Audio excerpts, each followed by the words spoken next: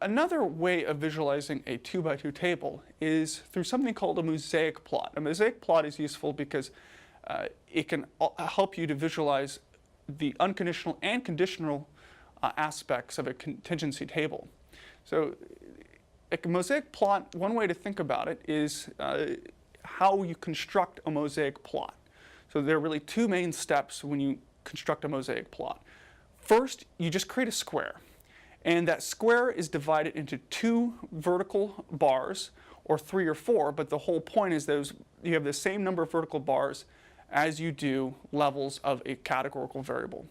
And for these vertical bars, the widths of each bar, it's proportional to the unconditional distribution of a categorical variable. So if you have 2 levels of a categorical variable, then you have 2 bars. And then the degree to which there are more observations in one category versus another, you have a different sort of proportion. Next, what you do is you take each bar and you split each bar horizontally proportional to the conditional distributions of some other variable. So really, to understand this process, it's best to kind of go through an example. So first, we're going to take a square and we're going to divide it into vertical bars whose widths are proportional to the unconditional distribution of the first categorical variable. So our first categorical variable is whether you survived or didn't survive the Titanic. So if we look at the proportion or the percentage, we can see that 59% of people overall did not survive the Titanic, and then 41% in fact did survive the Titanic. So when we create our square for a mosaic plot, this suggests that the width of the vertical bar for those in the no category, it's going to be a little bit larger, because we're going to reflect visually the unconditional distribution of survival. So you can see that this darker bar, it's a little bit larger in terms of its width because 59% of people did not survive. And then the bar representing those who did survive is a little bit narrower. So we've created a square and we've divided the vertical bars equal to the number of levels for our first categorical variable, and the width of each bar is proportional to the unconditional distribution of the first categorical variable. Then what we do, we split each bar horizontally proportional to the conditional distributions of the row categorical variable. So our row categorical variable is going to be class. So we're going to look at the distributions of class conditional on whether you survived or didn't survive. So this is just reflecting the different conditional distributions of class. So you can see here that the two vertical bars, they're the same width, reflecting the unconditional distribution of whether you survived or didn't survive. But you can see that for the horizontal splits, we have a different distribution for whether those who didn't survive and versus for those who did survive.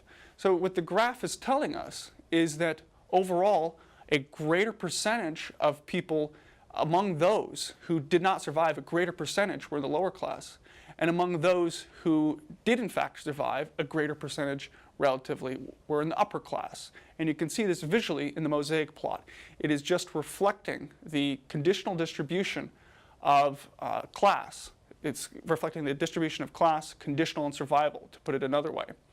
And the great thing about a mosaic plot is it conveys a lot of information in a relatively concise way. So it accords with the principles we discussed earlier about good statistical graphics. So let's kind of think about how you might make a conclusion based on a mosaic plot. So if you just look at the width of the bars overall, just looking at the column variable, which gives the unconditional percentage or unconditional distribution, you can see that overall more people died rather than survived the Titanic. That reflects the greater width of the bar for no.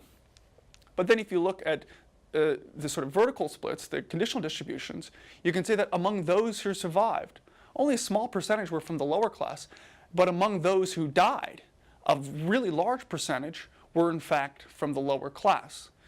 So we can also think about a mosaic plot in which we flip the column and row variables.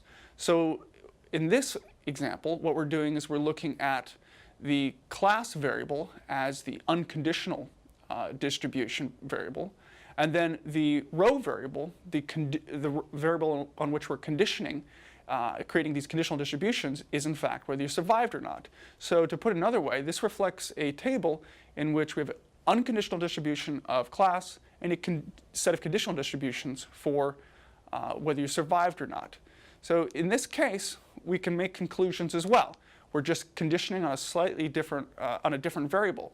Overall, a greater percentage of passengers were in the lower than upper class. So this just reflects the unconditional distribution of the class variable. Most people overall in the Titanic were in the lower class, and then roughly equal proportions were in the middle and upper class. But then we can look at the horizontal splits, and we can see that conditional on the values of whether you're in the lower, middle, or upper class, what percentage survived or didn't survive. So conditioning on, looking at those who were in the lower class, we can see a greater percentage, in fact, did not survive. And then looking at those in the middle or upper class, we can see that, in fact, a smaller percentage didn't survive. In fact, most people actually survived, conditioning on whether or not you were in the upper class. So looking, just subsetting the set of data to those in the upper class, we can see more people survived than didn't survive. And this is reflected in the mosaic plot. The important point about a mosaic plot is that the column variable, the variable at the top, is based on an unconditional distribution, whereas the row variable, it's giving us the distribution conditional on the values of the column variable. To put it another way, the row variable is giving us a set of conditional distributions. So it's really important when you create a mosaic plot to keep track of what you're conditioning on. Are you conditioning on class, or are you conditioning on survival? The distribution of survival conditional on class is in fact not the same as the distribution of class conditional on survival. So always ask yourself, what am I conditioning on? What are these percentages or proportions of that I'm calculating? So when we talk about two categorical variables, there are a few things to keep in mind. If we're interested in the cell counts of a contingency table, dodged and stacked bar graphs can be very useful. Mosaic plots can be used to visualize the distributions of a contingency table, with the key point that in a mosaic plot, the column variable is based on an unconditional distribution, while the row variable is based on a conditional distribution. And with that, we conclude our discussion today of visualizing two categorical variables.